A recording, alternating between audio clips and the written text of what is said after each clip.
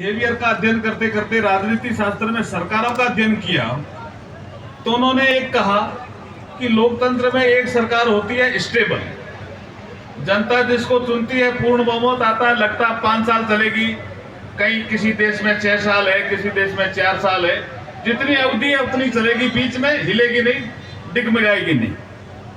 एक होती है सरकार का तासीर अनस्टेबल गवर्नमेंट, अस्थिर। अब ये सरकार अस्थिर चुनाव के समय 2018 में हो गई थी। आप याद रखेंगे और याद करेंगे तो पता चलेगा कि सरकार को पूर्ण बहुमत नहीं आया था। 200 की हमारी विधानसभा का सदन है, 100 का आंकड़ा इन्होंने पार नहीं किया था। तो अस्थिर सरकार का इन पे ऐसा ठप्पा लगा जिसको ये अब तक दूर नहीं कर पाए। और 2018 का जब ये सरकार बन रही थी तो आपने सड़कों पे आंदोलन देखा होगा, मुख्यमंत्री कौन, ये विषय चला। 2018 आपको याद दिला रहा हूं, जब ये राजस्थान में कांग्रेस सरकार बनी थी, फिर कांग्रेस की हाईकमांड ने कोई डिसीजन लिया।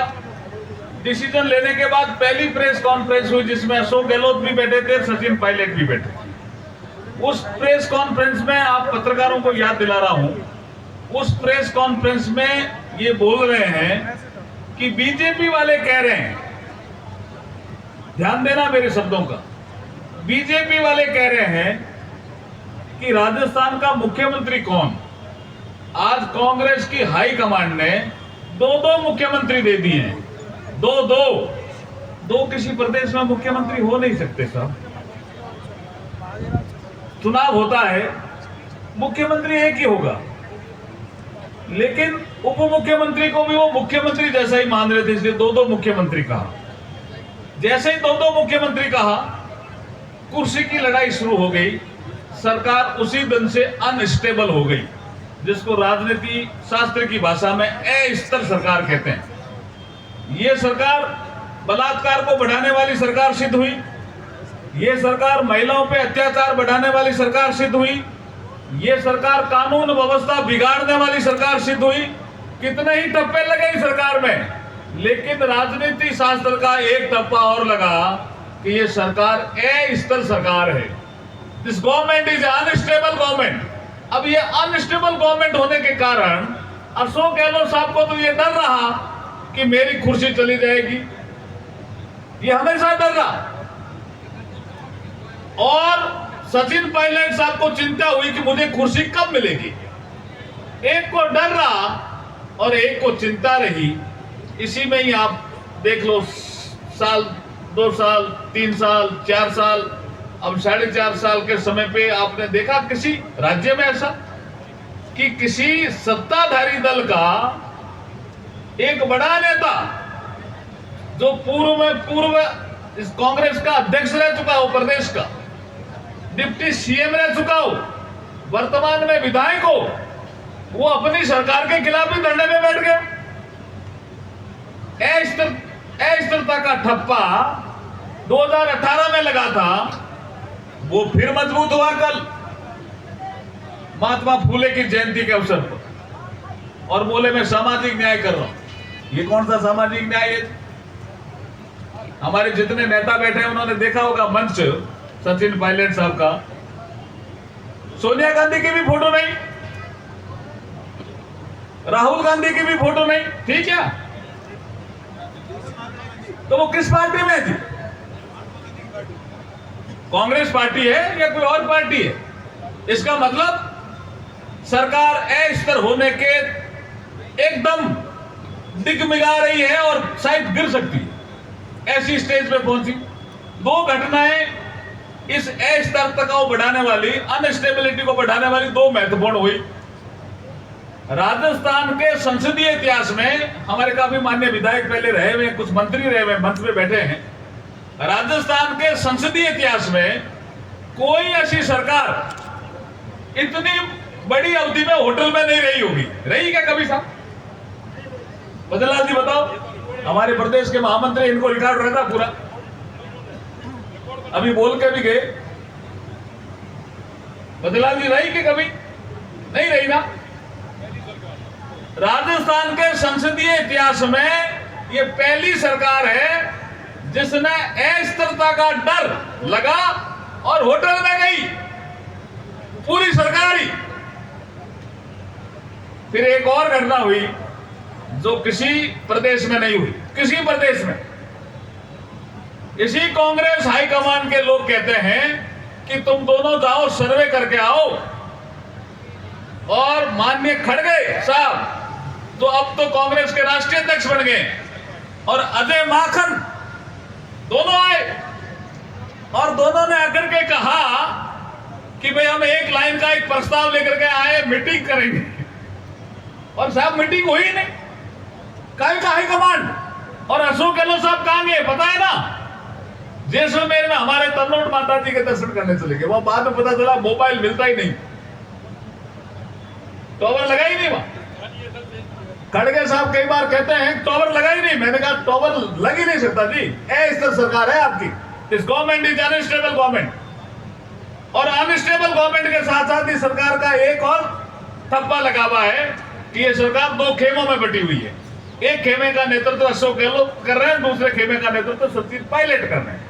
जब दो खेमों से कोई सरकार बनती है तो राजनीति शास्त्र के विद्वान कहते हैं कि डेवलपमेंट रुक जाता है, गवर्नेंस गायब हो जाता है।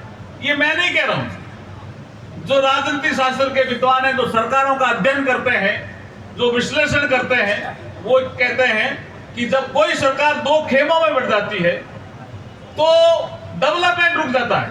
यहां भी मुझे बता रहे थे ज्ञान देव जी कि यहां भी ट्रेजरी में बहुत से पेमेंट रुके हुए हैं, किसी का पेमेंट हो ही नहीं रहा। बनवारी लाल जी सिंघल आए थे एक बार मेरे पास दिल्ली, तो बता रहे थे कि गवर्नेंस नाम की तो चीज ही नहीं है।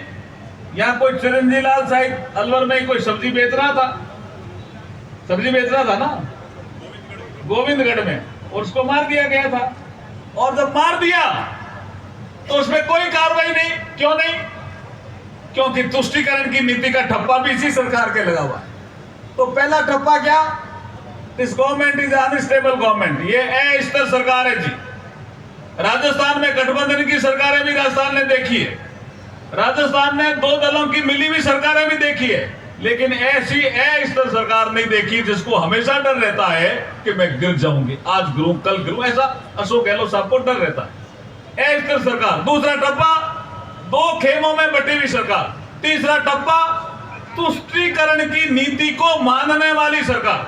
अभी जिसका जिक्र कर रहे थे हमारे प्रदेश के महामंत्री भजन लाल जी, मैं मारवाड़ से ही आता हूं। बालोतरा थाने में, बालोतरा और पचपदरा थाने के बीच का हिस्सा है, वहां एक दलित समाज की महिला और उसमें एक विशेष समुदाय के व्यक्ति के द्वारा बलात्कार किया जाता है।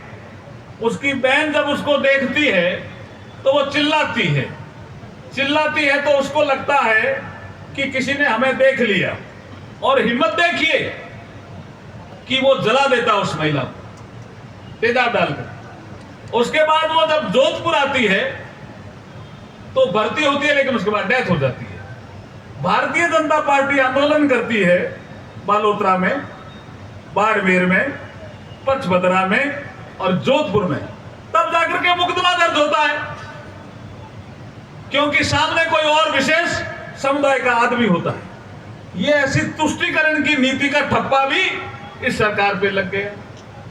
अस्थिर सरकार, दो खेमों में बटी हुई सरकार, तुष्टीकरण की नीति की पक्षधार सरकार और कानून व्यवस्था को बिगाड़ने वाली सरकार। ऐसी सरकार को उखाड़ फेंकना चाहिए कि नहीं चाहिए? बताओ मेरे को। ऐसी सरकार को उखाड़ फेंकना चाहिए कि नहीं चाहिए? ऐसी सरकार को उखाड़ फेंकना चाहिए कि नहीं चाहिए? तो वो अवसर आ गया है। 2023 में चुनाव है। भारतीय जनता पार्टी ने आज जन आक्रोश महाघेराव का कार्यक्रम अलवर में कंपनी बाग में किया है। आपकी सबकी ड्यूटी बनती है कि जितने वक्ताओं के भाषण जो आपने सुने उसमें एक एक दो दो चीजें लेकर के जाओ। कहीं पान की दुकान पे कहिए बात, कहीं आप राशन लेने जाते हो तो वहां बात कहिए। और ये ऐसी सरकार है जिसको गिराना ही है, और ये गिरने वाली है, लेकिन हमें बहुत जोर लगा करके वो ऐसी गिरानी है कि जड़ से ही बाहर फेंकनी है, ताकि जैसे भजन लाल जी कह रहे थे वापस फिर कांग्रेस की सरकार राजस्थान में उगे ही नहीं, ऐसा प्रयास करना है। अब मैं संस्कृति मंत्रालय से आता हूं तो मुझे एक दो बात कहनी, मुझे ज्ञानदेव जी कह रहे थे संसद की भी बात बताओगे क्या, समय ज्यादा हो गया, मैं संस्कृति मंत्रालय की एक दो बात बताता हूं। हमारे कांग्रेस वाले कहते थे श्री राम मंदिर का निर्माण होगा क्या, ये बीजेपी वाले अपना एजेंडा चलाने के लिए कहते हैं कि राम मंदिर वहीं बनाएंगे लेकिन तिथि नहीं बताएंगे, लेकिन ये तिथि भी आ गई है। अब जनवरी 2024 भव्य राम मंदिर बन करके तैयार हो जाएगा, आप दर्शन करने के लिए तैयार होंगे। अभी मुझे एक चित्र दिया रमेश वाल्मीकि जी ने दिया ना चित्र, रमेश वाल्मीकि जी ने चित्र दिया। इस चित्र में भगवान महर्षि वाल्मीकि जी का भी चित्र है। मैं आपको बता दूं कि जो श्री राम मंदिर का निर्माण हो रहा है उसमें भगवान महर्षि वाल्मीकि का भी मंदिर बन रहा है, आपके लिए जानकारी दे रहा हूं। ऐसा एक सर्वे समावेशी जो एक सांस्कृतिक केंद्र का निर्माण अयोध्या में हो रहा है। काशी आप पहले भी जाते होंगे और काशी आप अब भी गए होंगे। काशी भगवान विश्वनाथ खुद रहे ऐसी हमारी मान्यता वहां काशी में, और मां गंगा और काशी के बीच में अवरोध पैदा हो गया। 354 ऐसे लोग आ गए जिन्होंने मकान बना लिया, दुकानें बना ली। कोई ऐसा वर्ग नहीं था जिसका वहां कोई न कोई दुकान नहीं थी या सामान रखने की जगह नहीं थी। शाम को संस्कार होते थे तो कोई लकड़ी बेचता था, कोई फूल बेचता था, ऐसे भी लोग थे, सारी रात जागते थे। 354, ये थोड़ी संख्या नहीं होती है, ये थोड़ी संख्या नहीं होती है जी। 354 लोग, व्यापारी भी थे, उद्योगपति भी थे, हर समुदाय के लोग थे, ब्राह्मण भी थे और मुस्लिम भी थे, दलित भी थे, ओबीसी भी थे, सभी समुदाय के लोग थे इस 354 में। 354 के 54 लोग वहां से जगह छोड़ के जाते हैं और बाबा विश्वनाथ और गंगा के बीच में अवरोध होता है, वो समाप्त हो जाता है और वहां एक भव्य कॉरिडोर बन जाता है। ऐसा कोई काम कर सकता है तो भारत का प्रधानमंत्री नरेंद्र मोदी जी ही कर सकता है और कोई नहीं कर सकता। किसी की हिम्मत नहीं, कोई कोर्ट में कचहरी नहीं हुई, जितना मुआवजा देना था देना हुआ। ठीक है, कुछ लोगों ने विरोध किया क्योंकि 354 लोग, कोई कह रहे हम पीढ़ियों से रह रहे थे, कोई कह रहे हम 10 पीढ़ियों से रह रहे थे, कोई कह रहा हमारे पास तो पट्टा है, हम कैसे खाली करें। ये साधारण घटना नहीं थी, ये असाधारण घटना थी। उस असाधारण घटना को भी अंजाम दिया और काशी को भव्य बनाया। अब जब आप जाते हो तो जब जैसे बाबा विश्वनाथ के दर्शन करते हो तो मां गंगा के भी दर्शन होते हैं। होता है कि नहीं होता है? ये सांस्कृतिक केंद्र केदारनाथ जी को ठीक किया। अभी उज्जैन का जो कॉरिडोर बना है वो कितना भव्य बना है, कितना भव्य बना है या नहीं बना है। तो अगर आप ऐसा ही कोई बढ़िया कॉरिडोर अलवर में या पुष्कर में या ऐसा कोई, हमारे देवनारायण भगवान जी जो हमारे सबके देवता रहे हैं, आप बढ़ाना जी ने अच्छा जिक्र किया, प्रधानमंत्री जी वहां भी गए, पहले प्रधानमंत्री हैं जो मालासेरी डूंगरी गए भगवान देवनारायण जी के यहाँ। कोई ऐसा कॉरिडोर बनाना है तो भाई साहब डबल इंजन की सरकार बनानी ही पड़ेगी और इस कांग्रेस की सरकार को राजस्थान से उखाड़नी ही पड़ेगी। उखाड़ोगे क्या? उखाड़ोगे क्या? उखाड़ोगे क्या? कांग्रेस की सरकार को उखाड़ोगे ना? तो बोलिए भारत माता की, भारत माता की, भारत माता की, वंदे वंदे वंदे। बहुत बहुत धन्यवाद। धन्यवाद आदरणीय, आपने ओजस्विता के साथ अपनी बात को रखा। अब मैं आपको निवेदन करूंगा कि इस सारी सभा का सार ये है कि हम सब साथी एक साथ यहाँ से नगर परिषद के रास्ते बाजार से होते हुए कलेक्ट्रेट की तरफ चलेंगे। स्मृति चिन्ह भेंट कीजिए आदरणीय अध्यक्ष जी। और मैं उमेश सिंह जी भाई साहब से आग्रह करता हूँ कि पधारें और सबको कलेक्ट्रेट ले चलने के लिए सबसे आह्वान करें।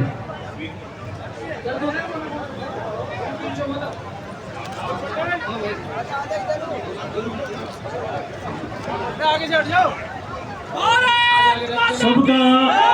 बहुत बहुत धन्यवाद, बहुत बहुत स्वागत। नरेंद्र मोदी जिंदाबाद जिंदाबाद जिंदाबाद नरेंद्र मोदी जिंदाबाद जिंदाबाद जिंदाबाद जेपी नड्डा जिंदाबाद जिंदाबाद जिंदाबाद।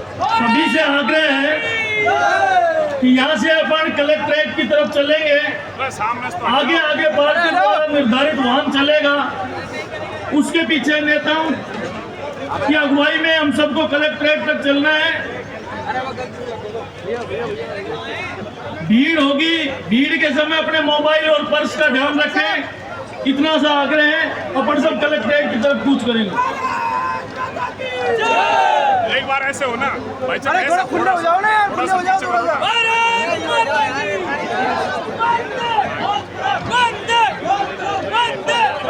ओ भाई साहब थोड़ा सा ऐसे हो जाओ ना यार, पीछे हो जाओ, और खुले हो जाओ, और पीछे हो जाओ। खुले हो जाओ, कोई मतलब। भारत माता की वंदे मातरम वंदे मातरम वंदे मातरम। साथियों, सरकार को घेरने के लिए अब हम चलेंगे सीधे यहाँ से नगर परिषद, तो नगर परिषद से चलते हुए फिर बाजार से होते हुए त्रिपोलिया से विवेकानंद चौक, और वहाँ से फिर हम कलेक्ट्रेट चलेंगे, वहाँ सरकार के खिलाफ प्रदर्शन करेंगे।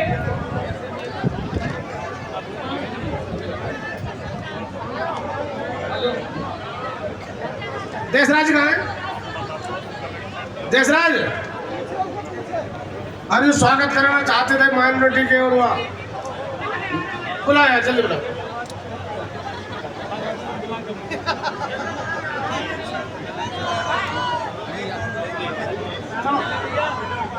अरे वही कर लेना, आगे चलो।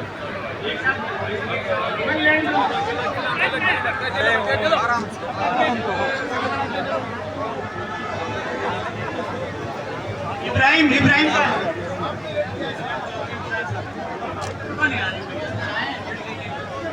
इब्राहिम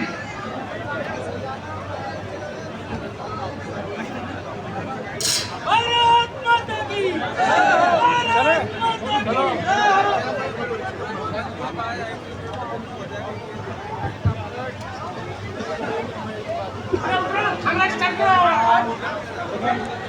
भारत माता की वंदे वंदे। भारत माता की, भारतीय जनता पार्टी जिंदाबाद। भारत माता की जय हो, भारत माता की।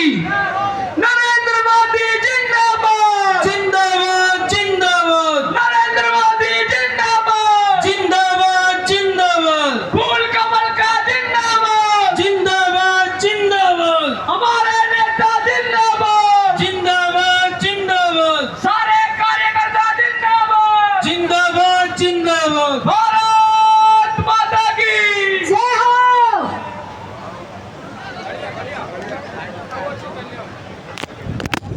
भारत माता की जय हो।